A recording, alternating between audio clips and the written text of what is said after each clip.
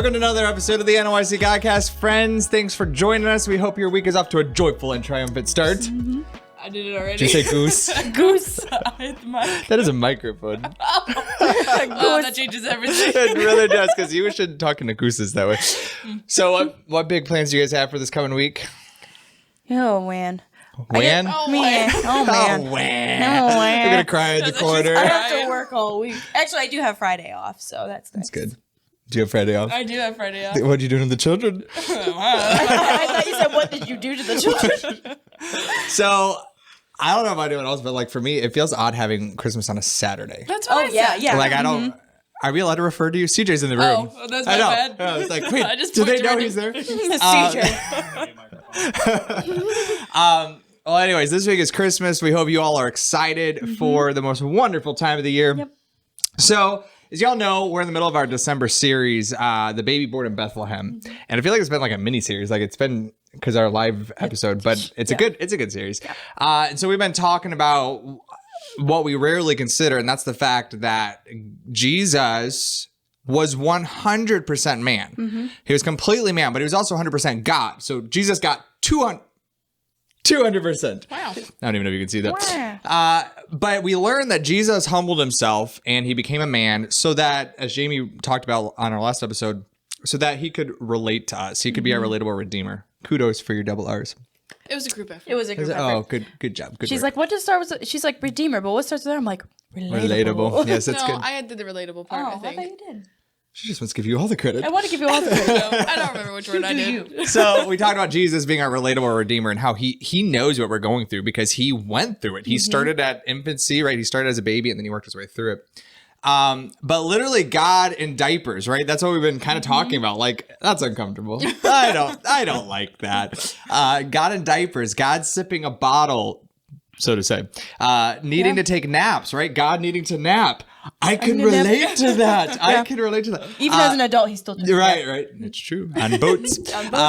And so Jesus, as God, humbled himself to a point of being dependable on others. Dependent. Is that better? Dependent on others. He needed other people. Yeah, he needed other people. That's Yes. what he needed. So I'd like to take a look at a verse that chances are, I don't know about you guys, I know in one of our many Christmases at our grandparents' house, we all sit around and we read Luke chapter 2. That's one of the traditions we have. And so I don't know, maybe some of your families will be reading Luke chapter 2 this week. But I don't know how you guys are, but like at this Christmas, usually by the time you get to the end of the chapter, it's like, all right, we're almost to the presents. You're just like, hurry up and speed through the last of it and hurry up and Which rush is like it. the whole point of this. But this is again the famous chapter in the Gospels that has the Christmas story in it. And yet there's this little verse at the very end of the chapter that I'm guessing most of us have overlooked because we get so caught up in the stars and the wise men and the shepherds and Jesus being born. Yep. But take a look at Luke chapter 2, verse 52, the very last verse in the chapter. It says this, "And Jesus increased in wisdom and stature and favor with God and man." It says that. He does it. It says We that. just read that. Did you really? When? Like just now with you. Oh, yes, we did. It's like, do you remember? When did we read that? Who said that? Jesus increased. Jesus increased. That word there, I looked it up thinking, some wonderful, wonderful meaning. It means increased. Wow. It means Jesus increased. It means that he went from a place of lesser to a place of morer, right? So what does Jesus increase or grow in? There's 3 things. Did you catch them? God and man. No, incorrect. What? You said you just read that. In wisdom. I wasn't paying attention. I wanted presents. So, Well, it's wisdom. She's talking about the you're favor. not getting presents She has today. favor of God. Okay, and favor man. God. So Yeah, see, technically, those words are right favor is there. what he increased. Wisdom. See, I was just going Wisdom. more depth. What was the other one? Something you have not increased in. Height? Stature. Yes, stature. So what is Jesus increase and grow in? Well, Luke tells us that after Jesus was born as a baby in Bethlehem, Jesus went to increase in wisdom. He went to increase in stature, and he went to increase in favor with both God and man. Now, that might not seem like a very big deal to anyone, and I certainly don't want to open up this theological can of worms that maybe some of our listeners will catch onto. But do you grasp what's implied by this verse? Like, this is Bible. God allowed this to be put into the Bible. Do you get what's implied by this verse? in order for something to increase, something else has to first take place. Go on. Well, Let me guess, you're not paying attention. so basically, what you're meaning is there had to be room for growth. In order Exactly. to improve, you have, to have room to him. Yeah, you have to have a lesser and so it means that although Jesus was perfect, Jesus was lacking. Is that fair? Are we allowed to say that? That's uncomfortable. It's uncomfortable, right? It means that Jesus had all of the wisdom and all the stature and all the favor, then he couldn't increase, right? In order to increase, you have to have a lesser amount to get to a more amount. Yes. So, in order to increase, you have to have a lack to increase from. And it says that Jesus increased. So Luke tells us that from the day that Jesus is born in Bethlehem as a baby, Jesus increases. He grows in more wisdom. He would learn more understanding. He would learn to obtain more and more and more knowledge, wisdom.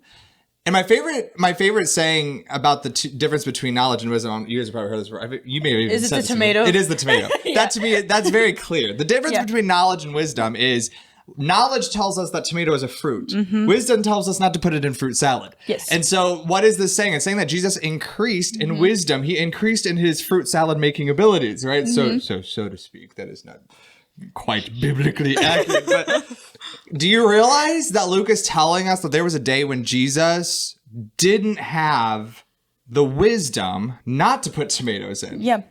Because he gained wisdom. That means there was a day when he didn't have as much wisdom as he one day did have. Yep. There were days that although he was God, and although technically he knew all things as man, yet never less than God, Jesus didn't know at one time or another what 2 + 2 equaled. Yep.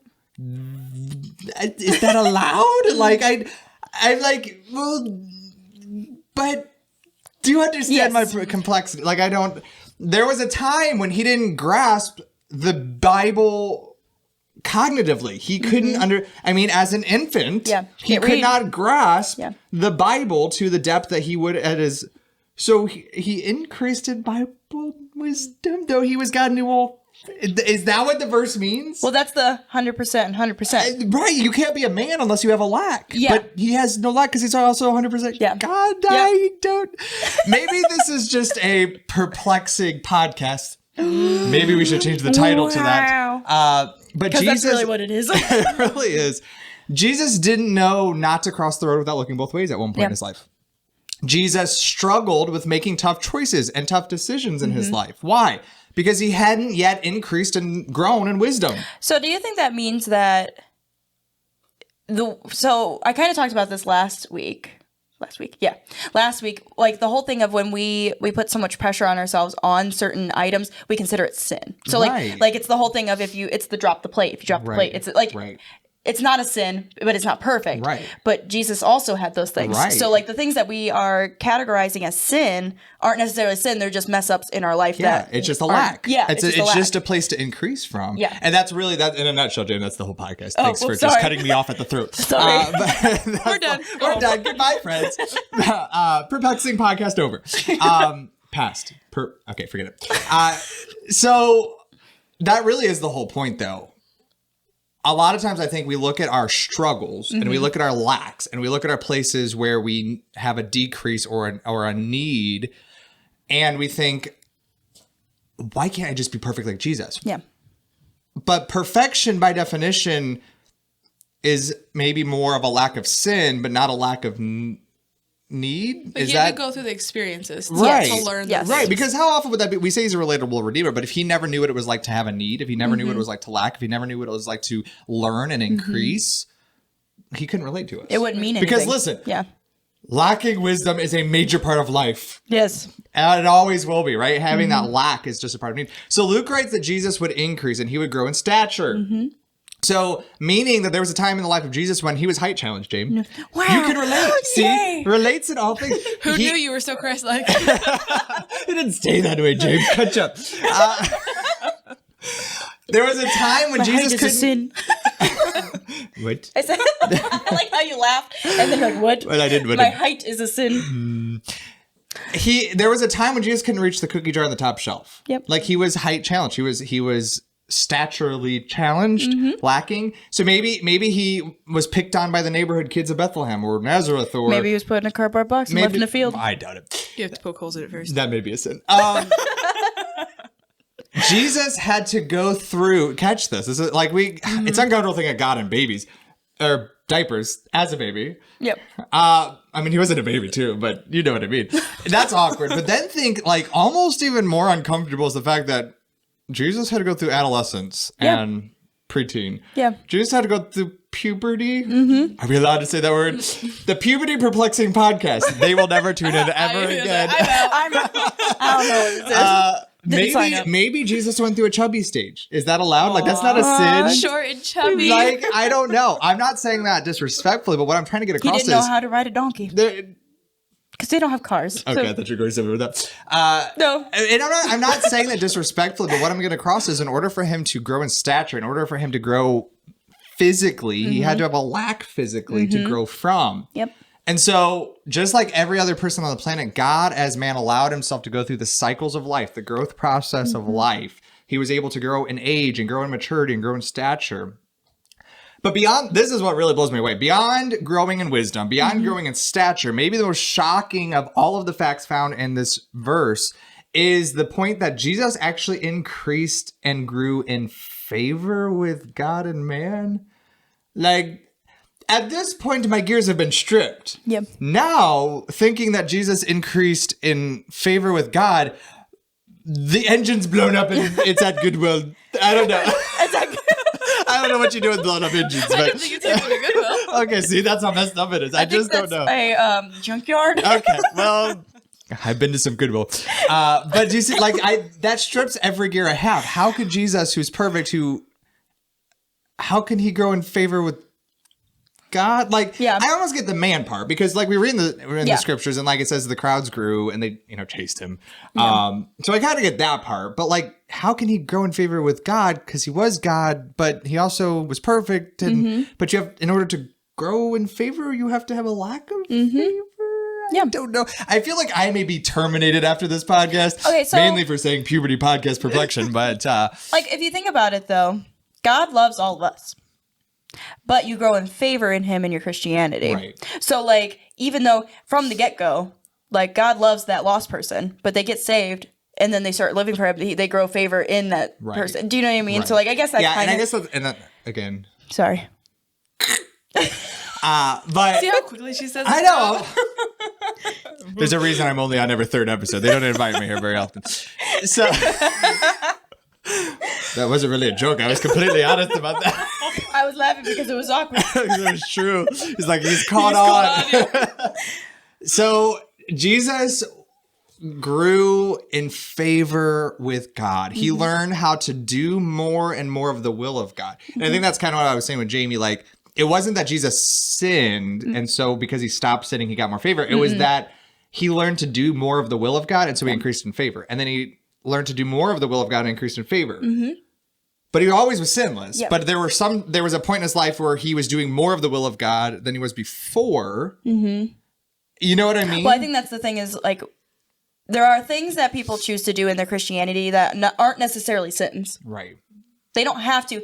It's not in the Bible, this is a sin. This is what, but they choose to either do things or not do things. Well, and the verse that comes to mind is those who know to do good and do it not to them as sin. Yeah. So is it fair to think that if Jesus didn't have wisdom, there was a point where he didn't know to do this as the will of God? And so when he did learn to do that, he had to do it or it would have been sin. Yes. But he could increase from that and learn more of the will of God, to do more of the will of God, to grow. Does that make sense? Like there's an increase that we talk about. And so Jesus had to learn how to give up more of himself in order to obtain more of the fullness of God in man. Though he was completely full of God. Colossians tells us that he had the fullness of the Godhead bodily. So Jesus is full of God. He's busting at the seams of God, but he also grew in God. Yeah. Like perplexing podcast. You'll have to ask him. I plan to. So I can't speak for anyone else, but I read this part of the verse where it says that he grew in favor. And I read this verse and I take it as if Jesus had to find his spiritual footing. Like, is that fair? Yeah.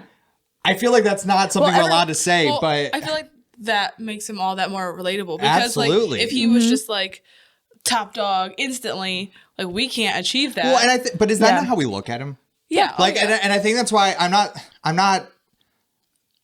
you guys know me well enough. I am not one to baby spiritual. I'm not a spiritual baby. That's not what I'm trying to say. I'm also not that. But what I'm trying to say, I am not one to baby people who are spiritually beat up. Like, I am not a sympathetic spiritual person. As far as like when you're you're beating yourself up spiritually, you shouldn't do that. But I'm not one to say it's okay. Yeah. You're a failure. It's okay. I don't do failures. That. However, I do think that all of us have this.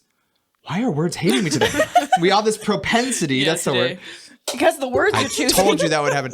We all have this propensity to think that I can never be like he was. Yeah. I can never obtain that top dog footing like he had. And so why even try? Like, I'm just... But do you realize Jesus grew in his spiritual relationship with God? I don't... Like, that really strips everything in me. I don't know what to do with it.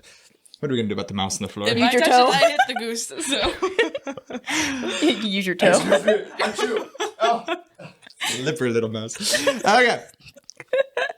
There's a reason I'm only here every third episode. They won't let you. So even though he was God, even though he was sinless, and even though he was tempted, just like all of us as our relatable Redeemer, as this baby born in Bethlehem, growing and increasing in favor with God, Jesus had to learn how to have a relationship with God. How to find and how to keep and how to nurture and how to grow in favor with God. The very same thing that you and I try to do every single day of our Christian lives, the very thing that we maybe struggle with more than anything in our lives, he had to go through that too. He had to increase in that. That is life-changing. That is mind-blowing. Like, that literally, again, I'm not saying that we need to be spiritually sympathetic, but what I am saying is that he relates even there. Well, it takes away the excuse of, which I brought it up last week on the podcast of, like, we've had people in our church that say we can't obtain Jesus, then why should we even try? Yeah. Like, that takes that excuse away because he had to obtain Jesus. But that's the truth. Like, he had to grow in his relationship with God. And so if he can, and he's the one dwelling in us, Peter wrote this. God's given us all things we need for life and godliness. What's he mean by that? Well, you have Jesus, and Jesus already went through this and already experienced this and already completed this. You have all you need. There's no excuses left. Exactly. And so it should completely and totally blow us out of the water that Jesus increased and he grew in wisdom and he grew in stature and he grew in favor. But do you realize what that means for us? Just like they discussed last week on the episode, Jesus knows. Jesus has experienced. Jesus has gone through this growing process. And none of us would dare say it out loud, but I think a lot of times that in life we're really just faking it until we make it, spiritually to speak. Like, is that a fair assessment? That's fair. We're totally faking it till we make it. And even though we may pretend, the truth is we have absolutely no idea what we're doing. And I don't know how to be a 20-year-old guy. It's because you're almost 30. I thought I could let that slide. No, you can't. I don't know how to be a husband. I don't know how to be a dad. I struggle with making the right decisions. I struggle with making the right choices in life. A lot of times I get it wrong. More often than not, I get it wrong. And a lot of times I feel lost and I feel like I'm wandering aimlessly through life. And when it comes to being a Christian, I'm not much better. Honestly, maybe worse. And most of us claim to be saved, and yet we lack understanding. We lack a vision. We lack direction. We lack purpose. We lack calling. We're grudging through this relationship with God, and it seems like we're making more of a mess than a masterpiece. If we would just take the time to remember this, that even Jesus grew. Even Jesus, God as man, at one time lacked. And from his place of lacking, he determined to increase, to grow, to move up from where he was. That changes literally everything. Jesus knows what it's like to be uncertain about a decision. He knows what it's like to lack direction and lack calling. He knows what it's like to feel like your life's just not adding up, like it's going nowhere. He knows what it's like to desire to be further down the road than you are, right? He knows. He's been there. And that's what, like, it really, just thinking about this week, it really just opened up so many stories. Like, remember when Jesus is in the temple and Mary and Joseph kind of bail, mom and dad of the year, and they leave for 3 days. Jesus is in the temple. And they come back, and what does Jesus say? Wow. That's not what he says. Why don't you see it? We want to see if you know. Okay, this is what Jesus says. He says, Mother, I'm in my father's house. I have to be about my father's business. Yeah. But the ironic thing is, I mean, he was like 12, I think. The ironic thing is he wouldn't actually do his father's business for another 15 years, 17 years, 12. He was 12? For many years, over a 12? decade later. So, yeah. He was 12. So 8 minus 12, 15, 16, 9, 17. Yeah. Right? Yeah. For a long time. So what my point is, How many Don't bring up math. my point is that even then he wanted to be further than he was, but he lacked. He had to increase before he could be there. Yeah. And then you fast forward, right? What happens when John baptizes him in the river? The dove comes down and God speaks and says, behold, this is my beloved son who I'm well pleased. Yeah. Now is the time for ministry, not then. What does that mean? It means that there was a place in Jesus' life where he had to decrease and he went to increase. If Jesus in the temple as a 12-year-old boy would have been like, you know what, God, I'm just not getting there. I'm done. Yeah. But instead, he determined to grow. He determined to increase. Well, I think that's the thing. So, and maybe this is opening up another can of worms. Oh, yummy. So, God made us, and when he made us, he wanted to give us will. Right. A free will of choice. That's because it wouldn't make any sense to make something to force us to love you. Right. Jesus, 100% man, 100% God. Could he have said no? Well, and so again, another scene, because that's the thing that I think we lack a lot of times understanding. Even Jesus had to give up his will to get God's will. Why do we know that? Well, the garden in Gethsemane. What did Jesus say? Not my will, literally. Yeah.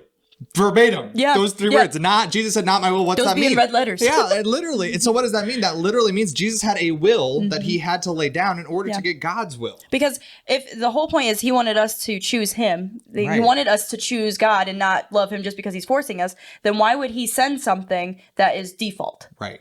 Right. It had to have been a choice. Right. Jesus had to make that choice to be able to live this life that way, to be able to die for us. Absolutely. So instead of pouting, instead of sulking, instead of becoming complacent, Jesus grew. He decided to lay down his will. He decided to pick up God's will. He decided to increase. And because of Christmas, because of Emmanuel, God with us, because of the baby boy who would go to live a perfect life, who would die for our sins, who would raise back to life, because of Jesus, you and you and you and the guy we can't see over there. You can't see him? He doesn't have his glasses on. Who said that? That was you guys. You said that. Anyways, you can grow. You can have more wisdom. You can have more stature. Listen, you can have more favor with God because of Jesus and what he accomplished. All of this is made available because of the baby born in Bethlehem. I can have more stature. Because of Jesus. Because of Jesus. Listen, Jayme was a wee little man and a wee little man was she. Always. Don't go climbing a sycamore tree because the Lord you want to see. So I don't know. I hope this Christmas, as you go into the holiday season, you really just take the time to reflect. He can relate. Jesus had to make the choice to grow. And so make sure you make that choice too. Well, today's considerable quote comes from Andrew Murray, and he says, "It takes time to grow in Jesus. Do not expect to abide in him unless you will give him that time." And that really sums up what we were talking about with Jesus. Even Jesus had to give that time to grow. And so you should too. Today's featured content is a great song by Ann Wilson, and it's called I Still Believe in Christmas. Make sure to go check that out. And then today's Charge Up Challenge, I feel like this is kind of right on Jayme's playbook, but it's okay. We'll just steal. We'll do it. So this week I want to challenge us to imagine Jesus with limitations, not sins. He was sinless. He was always perfect, but with limitations, with a lack to grow from. And again, he was never less than God, but he was never more than man here on earth. And so I want you to take a few minutes and imagine Jesus struggling to open a jar of pickles, or to reach that cookie jar on the shelf, or to to start. Put the fitted sheet on the bed. Oh my goodness, that's worse than the pickles. Just don't do them at the same time. What did I miss that? Learn that one. That's the wisdom. That's the wisdom. Don't open pickle jars while making your bed. Wisdom teaches you that. If you've not yet grown in that wisdom, now you have. Now you know not to do that. Merry Christmas, my friends. CJ's very judgy with his one eyebrow up. I don't think I will be back next week. So, but then after you imagine, Jesus having a limitation, having a lack, and struggling, what I want you to do is I want you to think of your problems right now. Think of the places you lack. Maybe it's spiritual, maybe it's decisions, maybe it's choices, whatever it is. Think of what you're lacking in. But then I want you to actually pray to Jesus. Now, this is the awkward part. I don't want you to pray to him as the big guy in the sky, this mighty, distant deity. I want you to pray to him as the age that you are, someone who has not yet increased, someone who's lacking, someone who relates to what you're praying for. Does that make sense? Yeah, like Jesus is a 20-something-year-old man. 30. Almost 30. 20-something-year-old man. And he's struggling with pickle jars and bed sheets, apparently. And so I pray to him. Not just help me. This charge of challenge has gone wrong. And so is the whole podcast. Friends, thank you so much for staying with me. I am so lonely. There's no one there. Okay. Well, I think we should go now. Oh, it's a wonder that we're allowed to be. Did you finish that? Yes, I'm done. What do you want from me? I'm feeling very uncomfortable. Okay. Well, friends, thanks so much for joining us on another episode of the NYC podcast. I'm sorry. Thanks. Bye-bye. Please stop laughing.